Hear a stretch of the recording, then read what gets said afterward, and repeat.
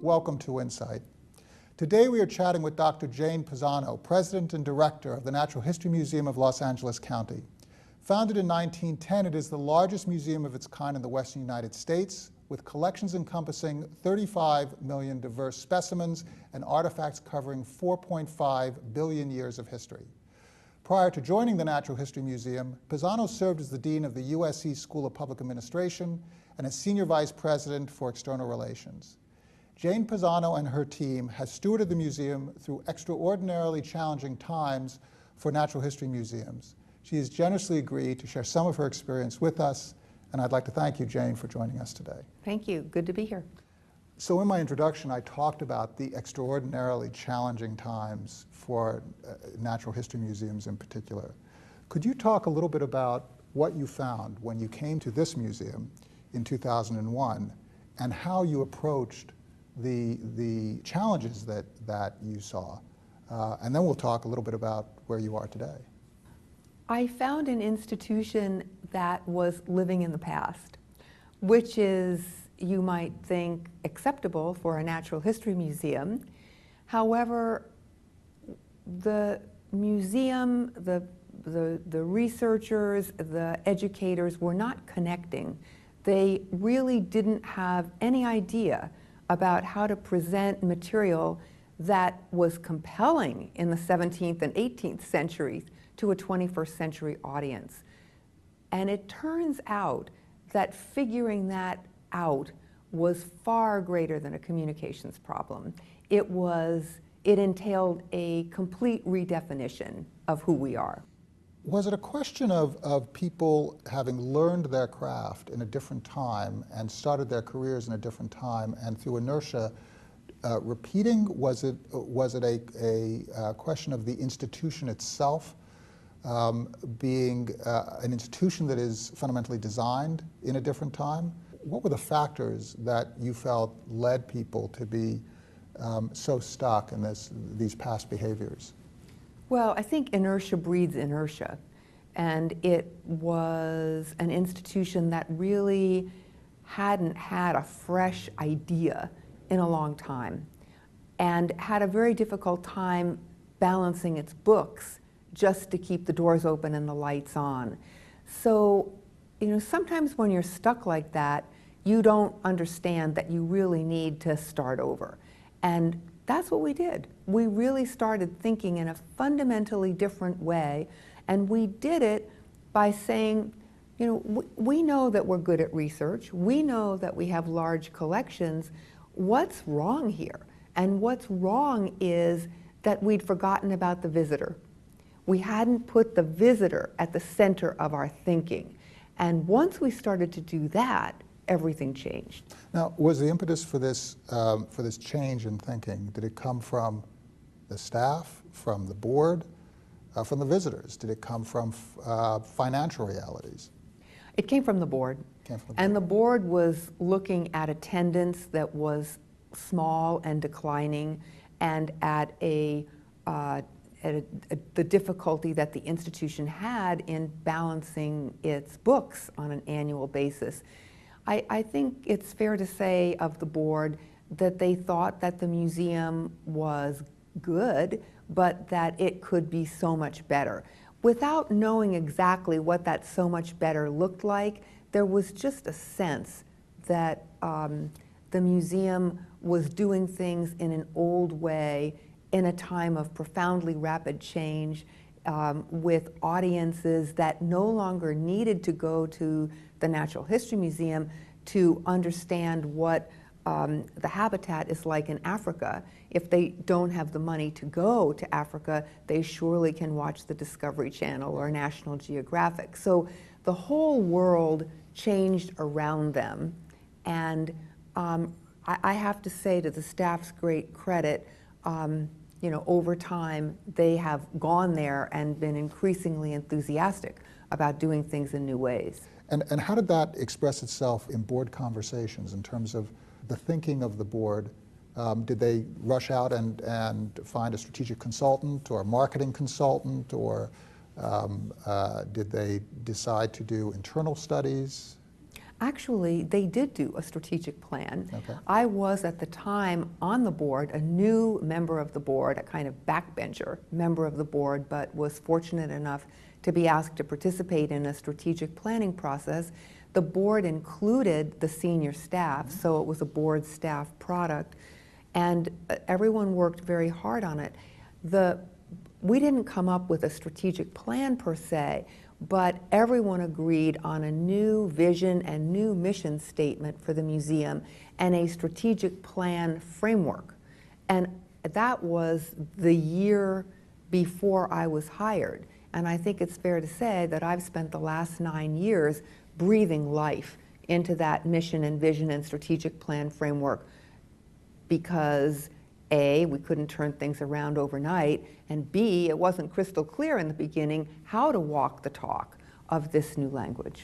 In terms of how you approach this when you came in, you have now consensus that there's an issue, but not necessarily consensus on the series of solutions. It must be a very lonely place to occupy.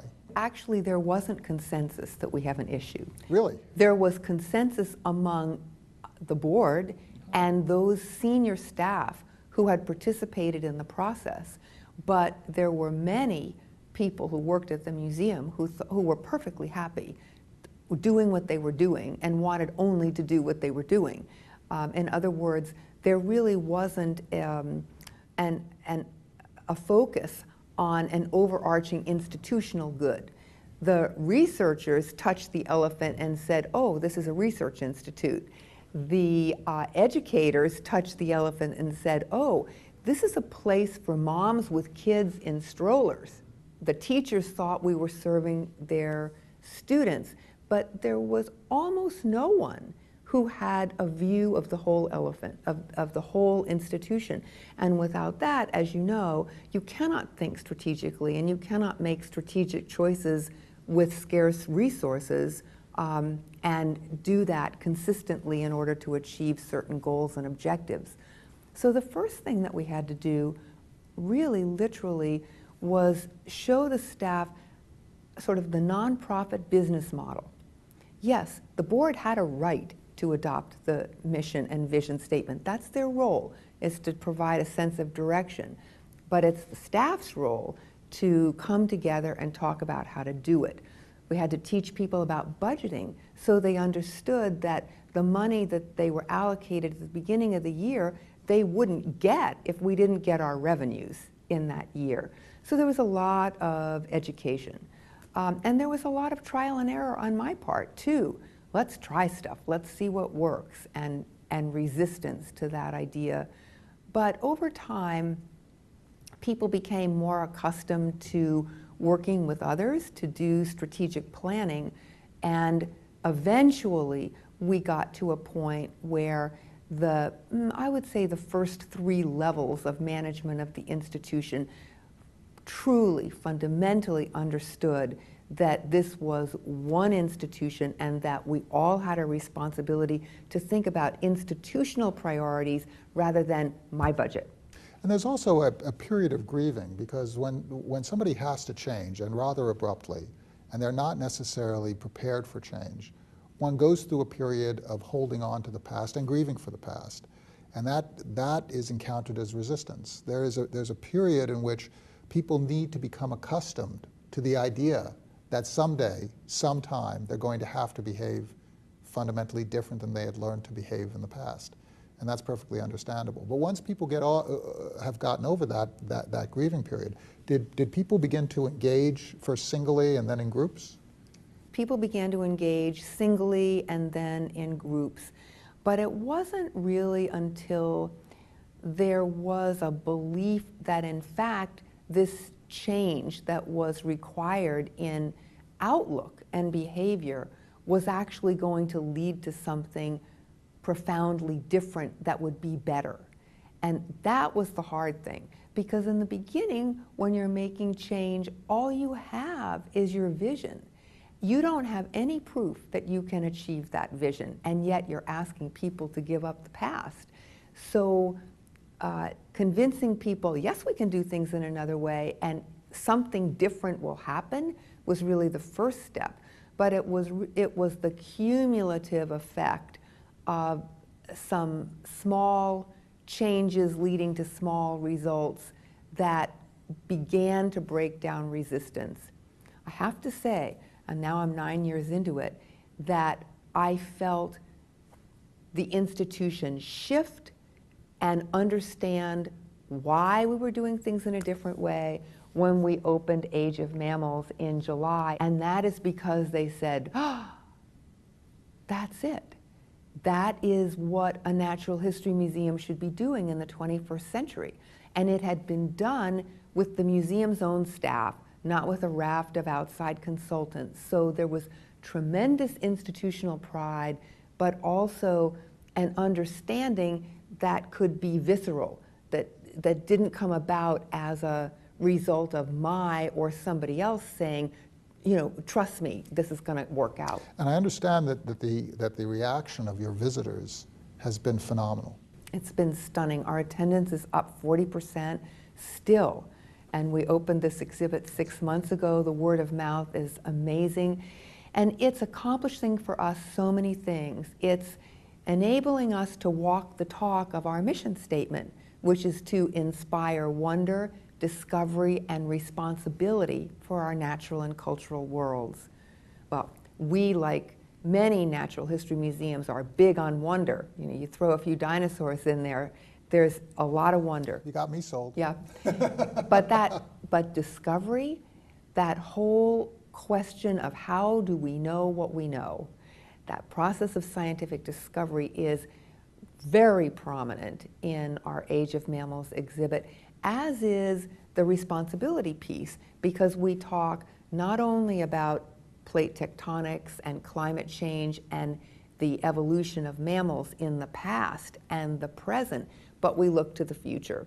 And your collections are amazing. They're It is stunning. one of the world's great, truly great collections in its depth, in its breadth, and it needs to be preserved. Preserving it, though, is an incredible expense and responsibility.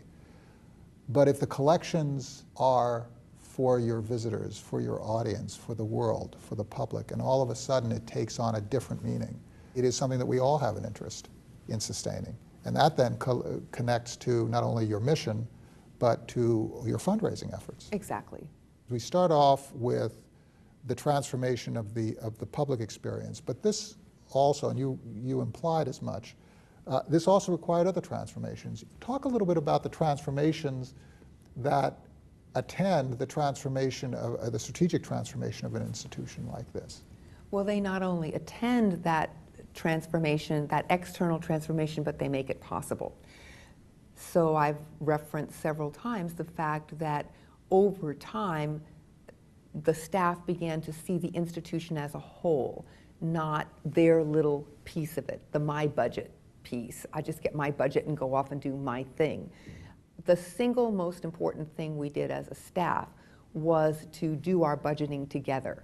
No more the director negotiating with a department head and then doing the next one. So you took away the luxury of defending turf. Exactly. Because if you're defending your turf, you've got somebody sitting across the table saying, well, wait a second, we're working off of the same pot. You have to take from somebody, you're taking from me. So now you're creating an adjudicated process.